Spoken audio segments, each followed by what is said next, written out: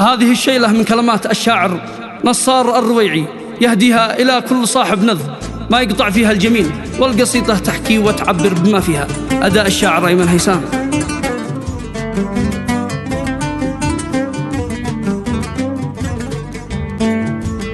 نصر قال يا ذو الجلال باسمك قلت ذا اليوم جزال، في أحقر وخس الرجال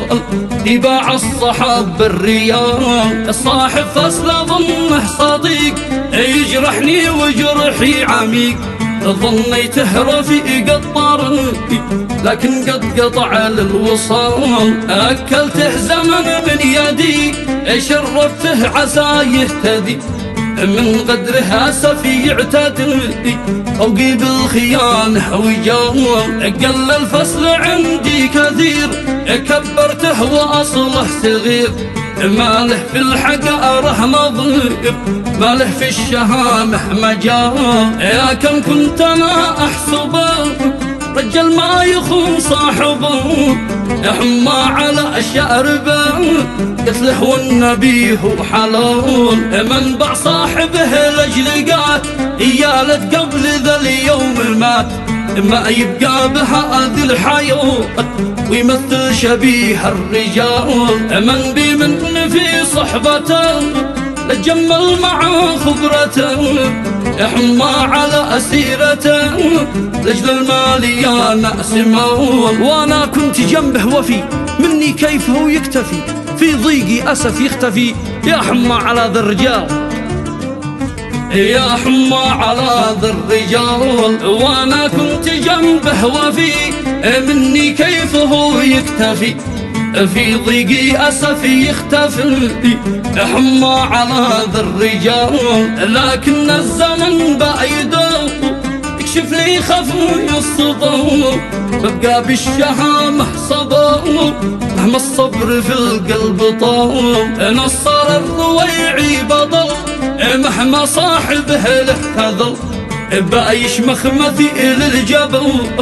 يتحمل حمول الثقال، دام العز والمرجله فينا بالكرم حافله، من هو نذل ما نقبله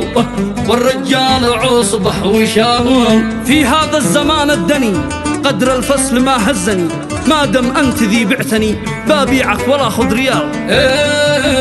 بابيعك ولا خذ ريال، في هذا الزمان الدني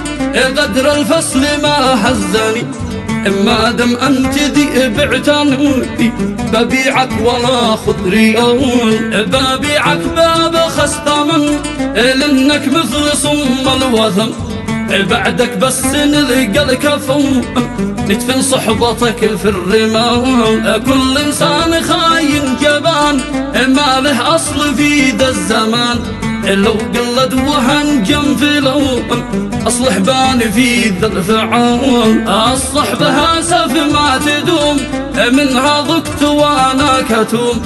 وين الناس ذيهم قروم يتوفي بوقت القتال، ما به غير أمك وأبوك وأخوانك هذي يسندوك، لأصحابك أسف يغدروك أهلك جانبك في النزال، وأنا أمي أبي وأخواتي هم أصلي وهم قدوتي، ما بالصدق غير أسرتي فيهم أفتخر لا جدال، من هو في الصحب يعتبر لا عد في الصحب يكتهب، ومن أهل الوفاء ينتظر عيذوق العنا والنكال، قلت الشعر في خبرتي واختم بالرسول قدوتي، فالصحبة طفت شمعتي صلوا على النبي يا رجال.